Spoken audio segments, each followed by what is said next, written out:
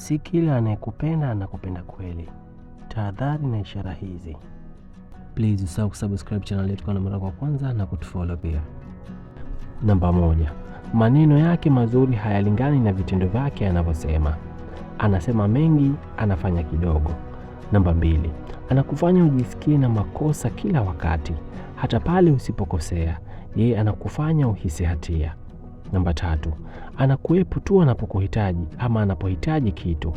Utafutwa ama utatafutwa tu wakati wa faida, sio wakati wa shida. Namba 4.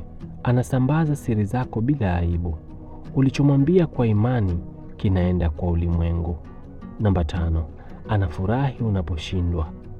Mafanikio yako yanamfanya awe na wasiwasi, si furaha. Namba 6. Anakuzuia kukua. Anaona ukuaji wako kama tishio kwake, sio jambo zuri. Namba 7.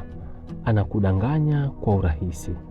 Uongo kwake ni kawaida, huhisi hata aibu. Namba 8. Uwepo wake unakuchoshea nguvu. Baada ya kukaa naye unahisi umechoka bila ya sababu. Si ukatili. Kujiepusha na watu wanaokudhoofisha ni busara.